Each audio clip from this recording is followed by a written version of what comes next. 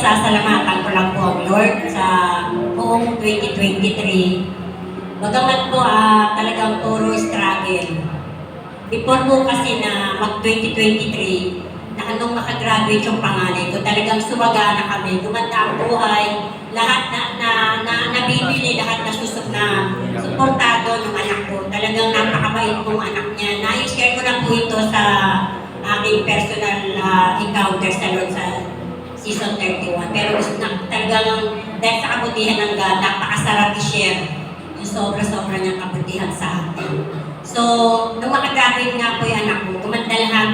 Talagang naging smooth, lahat, nabibili ko lahat. Pero dumating po yung pagkakataon nitong 2023. Last year na 2021 po siya, gusto niya nang mag-resign. Sabi niya sa akin, mag-resign siya. Almost 6 years po siya sa company.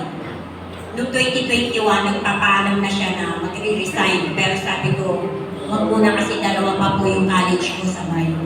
So, pinagbigyan niya ako. Noong 2022 po, hindi ko na siya napigilan. Talagang nag-resign na. Alam niyo na po, kabataan ngayon yung takbo ng utak. Kahit pa sabihin mo nag-aaral. So, yung 2022, hindi ko pa po gano'ng naramdaman. Dito po yung pasok ng 2023, medyo dalawa pa nga yung college ko. Pero napakabuti ng Lord dahil hindi nawawala ng trabaho yung asawa ko. Kaya nga lang dahil nga may mga nag-aaral, may mga bayarin.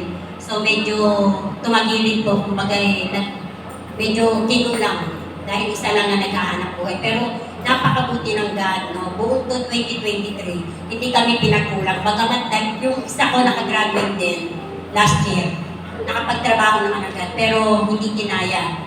Kaya nag-resign din. So sabay silang walang trabaho, pareho nakagraduate. Pero sabi ko, Lord, umiiyak sa Panginoon. Panginoon, sabi ko, hindi ko na hinihingi yung dating ganda, yung dating kasaganaan. Yun lang masuportahan lang yung mga pangailangan dahil may isa pa po akong college. Alam niyo po, napakabuti ng God, no? Ang word niya sa akin, iiyak ako kasi medyo tumatagil na nga ako.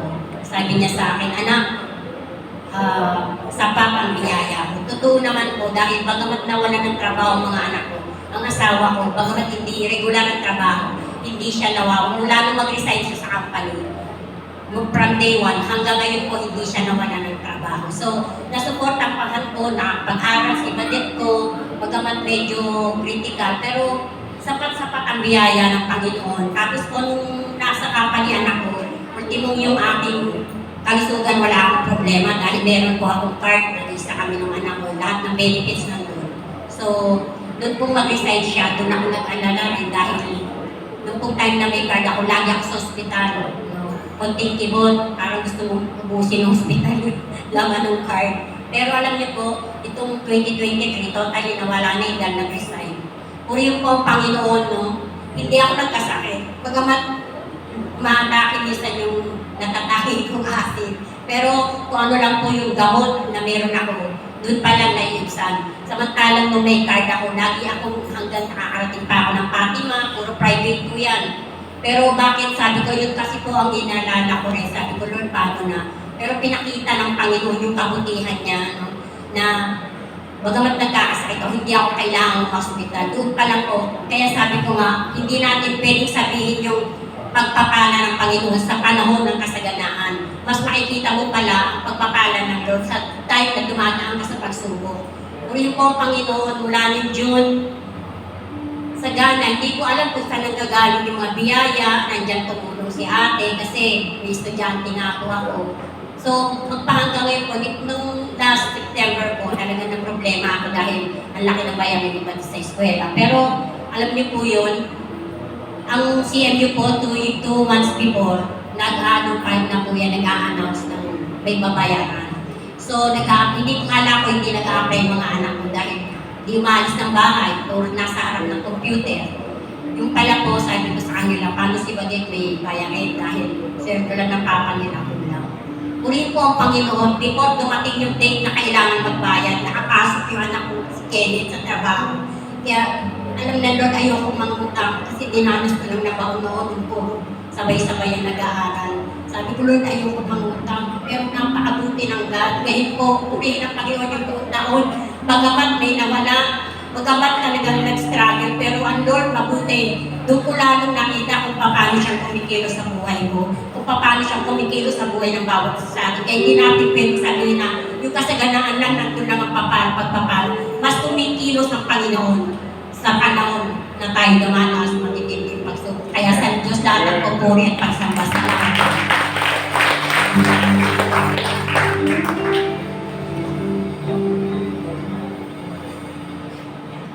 Good evening po. Ako po ay nagpapasalamat sa Panginoon. Ito po nakaraang last week po ata. Nag-ask po si James na para po mag-donate ng dugo. Ako po kasi madalas po, pag may nangangailangan, nag-donate po talaga ako. Nagpunta po ako sa hospital, nakita kami ni James po sa Jose Reyes.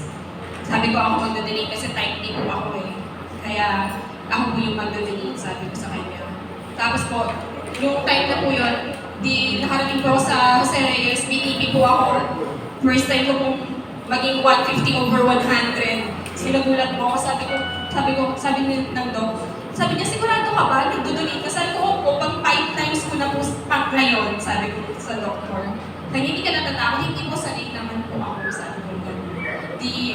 Binili po ako ng after 10 minutes, ganun pa rin po, 140/100. Tapos after 5 minutes, ganun pa rin po, sabi ng doc, naku, hindi ka pwede mag-donate, sabi sa akin. Kaya, alam niyo po yun, yung sabi ko nga, nag-pray po ako, Lord, ang gusto ko lang talaga mag-donate, sabi ko gano'n. Yung pa-prayer, kasi sa paraan na yun, doon po ako makakatulong. Di umuwi po ako, then, nag-iisip po ako, bakit ganun po yung BP ko. So, hindi naman po ako sanay kasi ang BP ko po lagi 90/70 lang. Regular ko po is 90 lang. So, yung 150 mataas po sa akin po. Kaya, kinabukasan, nagpa-check up na po ako. Tapos, sumunod na araw, nagpa-laboratory na po ako. Doon po nakakita na, yung ano ko po, nagpa-fatty liver po ako at yung cholesterol ko mataas. So, sabi ko, siguro, matagal ko na po gusto magpa-check up. Para, yun lang po yung way ng Lord, para matuloy ko po yung check up ko. Kasi po, every time na nag-uusap kami tuwing madaling araw, nagdadaing-daingan kami nila ate, paano nila ate Oya na may masakit sa akin, ganito-ganyan. Magpapacheck up na nga ako ate, pero hindi ko natutuloy. Pero siguro po, sabi ng Lord, ito na yung panahon para magpa-check up ka. Pero, praise God. Kasi po, sabi ng doktor sa akin, buti na lang mami nagpa-check up ka kasi holiday ngayon, baka kumain ka na kumain. Baka taasan ka ng dugo sa akin. Oo nga po, kaya nga po ako nagpa-check up agad kasi alam ko po yung season na yun, puro kainan po. Kaya, glory to God, napakabuti po ng Lord. Tinutuwid po niya tayo sa mga pagkakataon na minsan hindi natin alam kung paano po gagawin po, di ba? Talagang nililid po tayo ng Lord sa tamang landas kung saan po yung pinakamabuti para sa amin. At second po yung, ito po kasi end of the year, pag dumarating po yan, iniisip ko na kailangan ko ng pera. Kasi po, magbabayad po ako ng insurance. Nag-usap na po kami mag-asawa. Sabi ko, honey, saan ako kukuha ng pera? Parang puro gastos kami this time. Hindi po ganun kalaki yung pumapasok na commission po sa akin. Medyo mahina po kasi. Tapos po, nag-usap po kami. Sabi ko, sige, mag-withdraw na lang ako sa ganito. Meron pa kasi akong isang source. Pero sabi niya, standby mo na. Pero bago po yun, nagpe-pray ako, Lord, sabi ko gano'n, nananampalataya ako sa'yo, hindi ko ako biniguin. Sabi ko, maraming pagkakataon na hindi ako binigyan ng Lord. Every time po na, sabi ko, Lord, ito na lang. Pero hindi ko gagawin kasi alam ko, magpo-provide ka. Nung sumunod na araw, tumawag po yung kaibigan ko. Meron po kasi akong mga produkto sa kanya na binibenta. Tapos sabi niya sa akin, Tris na, sabi niya sa akin, may natira ka pang komisyon. Sabi ko, talaga ma'am, kala ko wala na. Sabi ko, kasi sa computation ko, parang konti na lang. Meron po, pero parang konti na lang. Sabi niya, hindi, meron pa ma'am. Sabi niya sa akin. Sabi ko nga, yung prayer ko, Lord, alam ko, bibigay mo. Exacto amount. Kung magkano po yung kailangan ko para mabayaran po yung insurance namin. yun po yung saktong amount na deposit ng kaibigan ko. Sabi niya, ito ba yung computation ko? Sabi ko, sabi ko, talaga ba? Sa akin, ito pa ba yun? Sabi ko, well, hindi ko pa expected. Talagang, sabi ko, thank you, Lord, sa iyong kapurihan. Kasi sabi ko, hindi, sabi ko, ang prayer ko, huling-huling prayer ko, Lord, ikaw ang bahala, ikaw ang kikilos, at nananampalataya ako, tutugon ka sa tamang oras. Kaya, glory to God, tinugon mo ng Lord, ang mga panalangin. Sabi nga po, minsan kahit pahapi ako ng panalangin, di ko ba? Pero, pag binigay mo sa Lord yung buong puso mo, doon siya kilos, di ba? Hindi yung talagang sabi niya, hindi mo yung talagang sobrang iyak ka para hindi po, tutugon po ang Lord. Sa paraan po na talagang naroon po yung pagpapala, yung biyaya, at saka po yung pananampalataya ng buong buo. Yun lang po. Salamat po sa Lord. Ako rin po, pasalamat sa Panginoon. Walang hanggang pasasalamat sa Panginoon. Sa buhay ko, alam niyo naman, di ba, nakilala niyo po ako, alam niyo ang buhay ko. No words are enough to express my gratitude sa Panginoon. Dahil po talaga naman na pasasalamat ko sa Diyos ay hindi na kami pinagkukunan. Sabi na, every blessing is a blessing. Di po ba? Yun lang tayo mag-ising ay isa na po pagpapala yun. At patuloy po, sabi nga, sumunod lang tayo sa Kanya. Amen?